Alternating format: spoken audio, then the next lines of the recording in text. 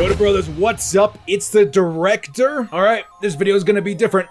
I hope you guys are ready. This video is why I think Madden 21 could be the best or the worst Madden title in recent memory. Now, that's a pretty vague statement, but I want you guys to hear me out on this.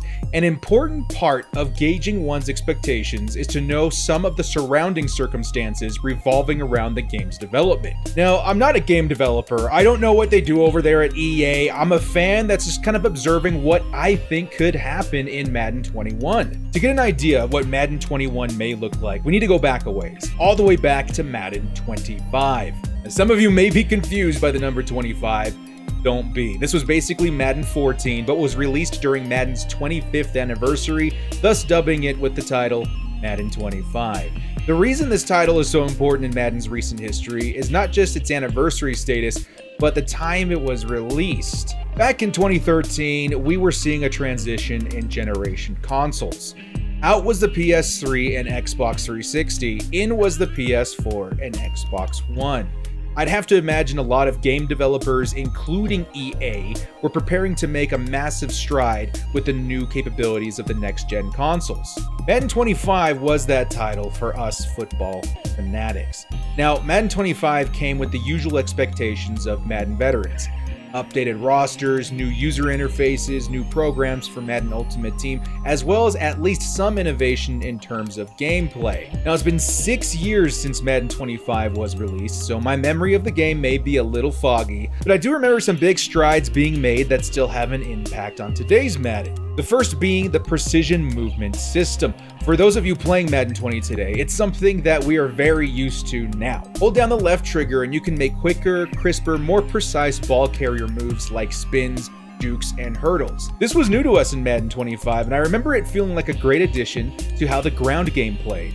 It brought a new dynamic to running the football and fighting for yards after the catch. I dug it. I think the way sprinting changed as well, adding like a stamina bar, that changed what you were capable of doing when holding down the right trigger. It made for a fun, fluent, and change of pace feel that previous Maddens didn't really have. The blocking also felt pretty OP, if I'm honest, in Madden 25. Running was hard to stop, and blocks felt like they met their marks more often than not. It also felt like a bump in AI in general, like your CPU opponents seemed to have a better awareness of what was going on in-game, and played a little bit more like a human opponent. This, among many other changes that have seen an effect even in today's Madden, were some reasons why 25 was a step up from its predecessors.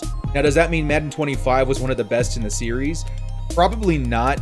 Although I remember it fondly as it was one of my first years really getting into Madden Ultimate Team, it still came with its issues of bugs and lack of innovations in modes like Franchise, although some progress was made with things like Connected Franchise. My point here is, there was a moment in time that EA was, perhaps for a lack of a better term, strong-armed into making bigger changes than normal in terms of gameplay and interface than in years past. This was due to the new capabilities of the PS4 and Xbox One consoles. I feel this is coming again this winter with the release of the new PS5 and the new Xbox Series X consoles. It feels like forever since the last release of consoles, like 7 years to be precise. So it's hard for a lot of us to be optimistic that the game we all covet could see a big step in the right direction. But let's look at what the consoles themselves are looking to do.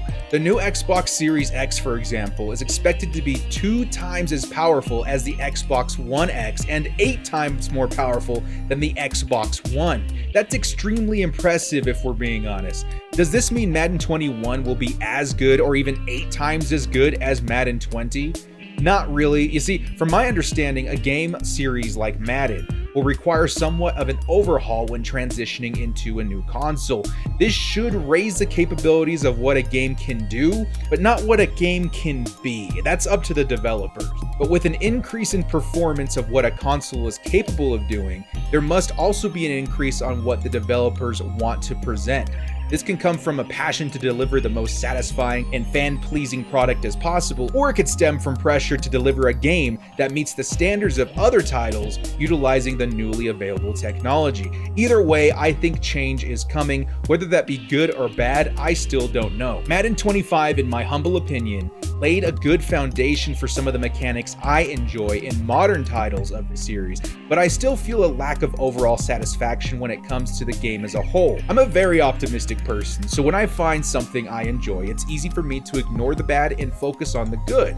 But in a way, my constructive criticism can feel like an optimistic take as well.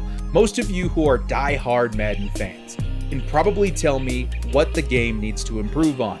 QB contains, run blocking, blitzing, things like balancing overly aggressive meta exploits and schemes seem to be a problem that last year in and year out. A lack of innovation modes like franchise and now QB1 leave people hungry for what games like NFL 2K5 offered so many years ago. A lot of these remain as the same complaints I've heard for the last 7 years in Madden.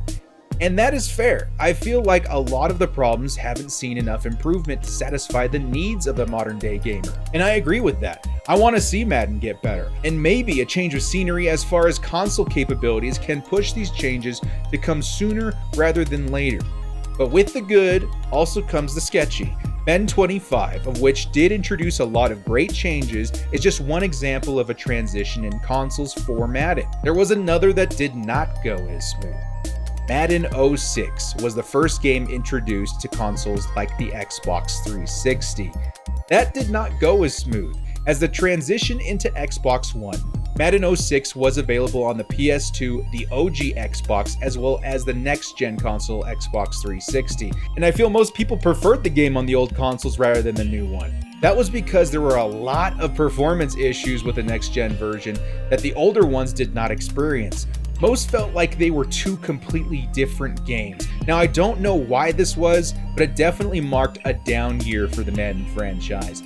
This could certainly happen again with the introduction of the PS5 and Xbox Series X consoles, but you never know. Which way do I lean? I'm an optimistic person, so I do believe EA is much more prepared this time to transition, and that technology has come such a long way since then, it probably makes doing something like this a bit easier. I also expect something big to happen in Madden 21. I know there will be pressure to raise the bar, as there always is, but I hope the execution is better due to the higher capabilities of these next-gen consoles.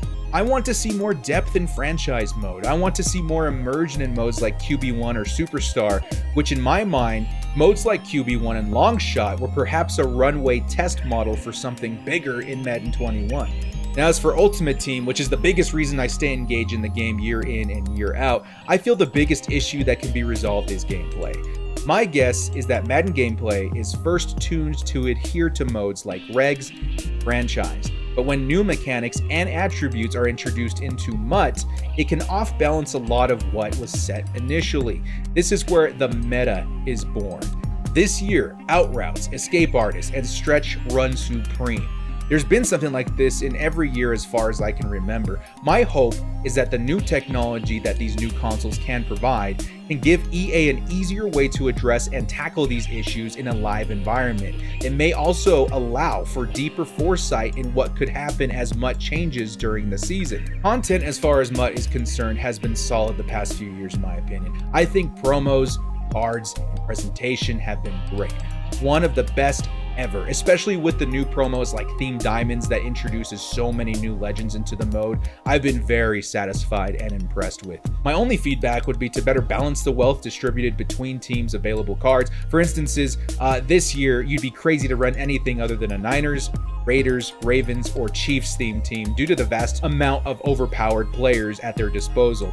Also, maybe figure out a way to improve modes like house rules, solo battles, ultimate challenges. The concept is great, but I feel most of us probably enjoyed like house rules much more last year when the format offered more casual fun and better reward for its participants. As for solo battles, the biggest issue here, and probably throughout all head-to-head modes, is connectivity issues. As a fan of the game, it can be discouraging to find myself locked in an epic game just to be desynced or find my connection lost due to server issues. This kind of turned me off from solo battles this year, if I'm honest, because it seemed the issue got worse in Madden 20. I'll also mention, for Trumpet Monkey's sake, that dedicated servers in Europe would be very appreciated by your overseas fans, as I'm sure playing with heavy lag can make for a frustrating experience as well. I would also like to maybe see a step up in presentation. A lot of you saw my animated card art I released a few weeks back. and it was met with an overwhelmingly positive response. I don't know if something like this would be possible in Madden 21, but it feels like something should move the arrow towards that direction. We can start with maybe making sure card art loads properly, and we can go from there. But these are all things I think can be fixed with an upgrade in technological capability. Maybe, just maybe, a lot of these existing issues can be resolved with the proper tools, as well as introducing new innovations that may have been put on hold due to limitations. So with all this laid out, I want to know your guys' opinions. I know I didn't go through all of them. I'm sure there's a lot more that needs to be covered, but I think the point is here. I know there are a lot of way more critical fans than optimistic, but I'm looking for more of a realistic response on where you think the game's future is headed. Me, I'll remain realistic, yet a bit optimistic. I'm not looking for a perfect Madden. I'm just looking for a Madden that can keep me engaged, feel fluent and balanced, as well as deliver an immersion of what it feels like to play in the NFL. Is this possible? What do you guys think? Last chance, 4th and long, finding the will to bolt up. Bundle up cause you know we stay frosty. I take my frosty chocolate, vanilla or swirl. Mutt master YouTuber, come on let's give it a whirl. Mutt Madden Twitch streamer, put the snowman to shame. Staying frosty's the only way we stay alive in this game. They're reffing the match, directors directing the game. Scared of my underdog team, you know them gods will be slain. Stay frosty.